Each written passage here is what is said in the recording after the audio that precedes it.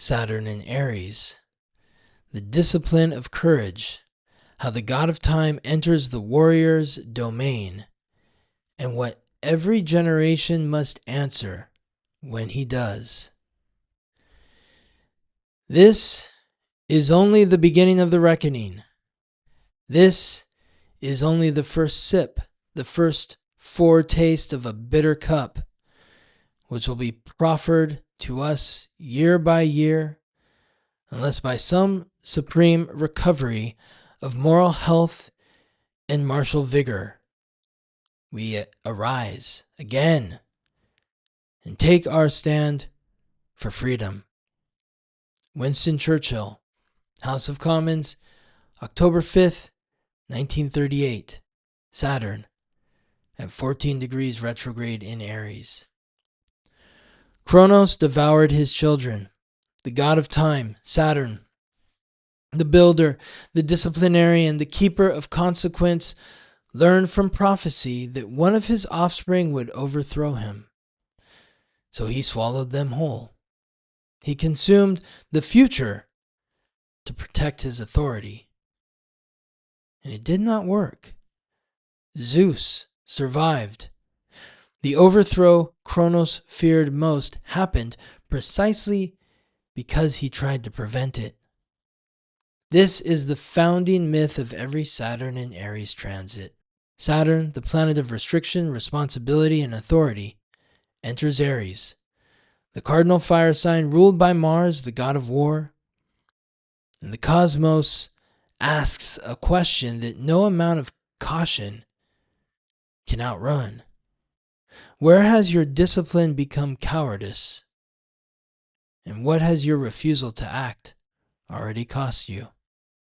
When Churchill stood in the House of Commons to denounce the Munich Agreement, Saturn was not only retrograde in Aries, it was at 14 degrees, the Taurus degree, the degree of values, of what you possess and what you're willing to defend.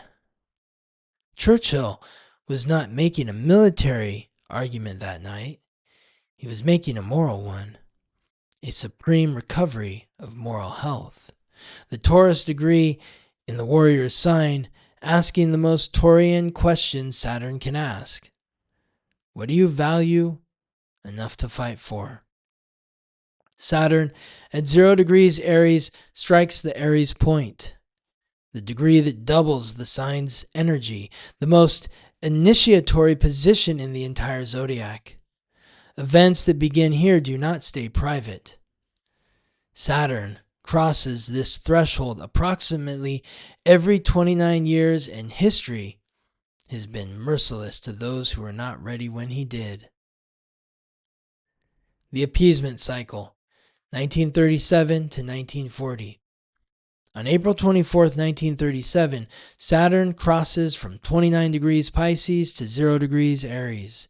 The anaretic degree of Pisces, completion, urgency, the final breath of the old cycle, gives way to the Aries point in a single day.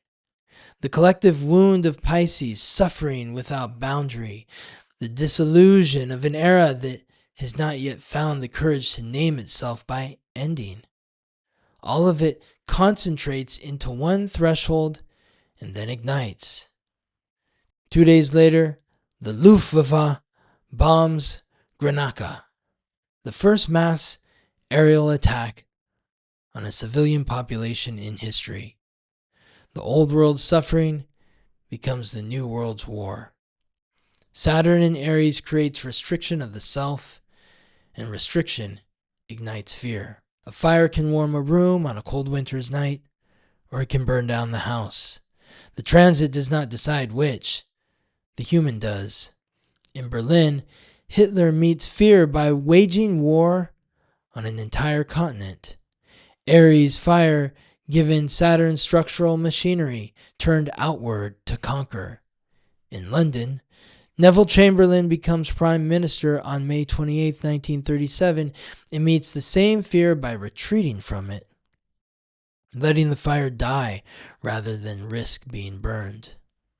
One burns down the house, the other lets the cold in, Between them, the transit waits for someone willing to tend the flame. Saturn settles into Aries for its main transit in January 1938. Germany annexes Austria without firing a shot. Chamberlain flies to Munich and signs away Czechoslovakia's sovereignty, declaring peace for our time. Meeting fear. One side advancing because it cannot tolerate vulnerability, the other retreating because it cannot tolerate confrontation. Then November 9th, 1938, Kristallnacht. Saturn at 12 degrees retrograde in Aries, the Pisces degree, the collective unconscious torn open, over 1,400 synagogues burned, more than 7,000 businesses destroyed, 30,000 men arrested and sent to concentration camps. One leader's fear turned to aggression, and another's fear turned to silence, converging at the degree of collective suffering. Saturn retrograde, delivering the consequences of every confrontation the world had refused to have. Buried inside this darkness, in December 1938, nuclear fission is discovered. Promethean fire, the stolen flame of Aries, energy that will end the war this transit is building toward and haunt every generation that follows. Saturn returns to Aries one final time on September 29, 1939, retrograding from 0 degrees Taurus back across the threshold to 29 degrees Aries, the Anaretic degree, the Leo degree, completion, urgency, mastery, and the degree of the heart's power. At its highest, the Leo degree is mastery of the heart so total that power arrives without pursuit. At its lowest, the tyrant, resting on the throne while the kingdom burns. 3 weeks into a war that refuses to ignite, Saturn backs into the final degree of the warrior's sign at the degree that reveals who has done the heart's work and who is merely sitting on the throne. The phony war. When a member of parliament suggests bombing the Black Forest ammunition dumps, the Secretary of State for Air refuses because the forest is private property. Comfort mistaken for sovereignty. One man refuses to sit still. Winston Churchill had spent the entire 1930s in his wilderness years, warning about Hitler, calling for rearmament, being dismissed as a warmonger. A decade of Saturn's loneliest work, his love of England, of its people, its institutions, its future, would not be subjugated to his fear of conflict. He did not charge toward the fire because he lacked fear. He charged towards it because what he loved was worth more than what he feared. He did not chase the throne. He spent a decade mastering the expression of his heart so completely that when the moment came, the throne came to him. Saturn leaves Aries on March 20th, 1940, and within weeks, everything the transit had been building detonates. Germany invades Norway. Chamberlain falls. On May 10th, Churchill becomes prime minister, not during Saturn in Aries, but because of it. He did not emerge during the fire. He emerged from it. The lesson: the confrontation you refuse to have today will arrive tomorrow with compound interest. And the one who rises to meet it will be the one whose love was disciplined enough to walk straight through the fear. The Pioneer's Price, 1967 to 1969. Saturn enters Aries on May 3rd, 1967, and within a few weeks, the Six-Day War erupts. The summer becomes the long, hot summer. 159 race riots across American cities. Detroit alone, 43 dead, 7,000 arrested, 1,000 buildings burned. The Kerner Commission concludes that America is moving toward two societies, one black, one white, separate and unequal. Then 1968, the year the archetype splits open. The Tet Offensive, January 30th, shatters the illusion that America is winning in Vietnam. A war built on Saturn's structural power and Aries aggression, deployed by leaders whose fear of losing global standing outweighed their love of the truth. Martin Luther King Jr. is assassinated on April 4th, Saturn, at 15 degrees Aries, the Gemini degree, the degree of the messenger, the voice, the greatest orator of his generation, silenced at the degree of communication. The forces that killed him were driven by the same Saturnian fear. Hoover's FBI had been running COINTELPRO for years, so afraid of the change King represented that it turned Saturn's structure into a weapon. Robert F. Kennedy is assassinated on June 5th, Saturn at 22 degrees Aries, the Capricorn degree. Saturn's own sign. Remember this degree. Nixon wins the presidency in November on Law and Order. Fear of change repackaged as discipline. Every one of these responses to Saturn and Aries was a response to fear.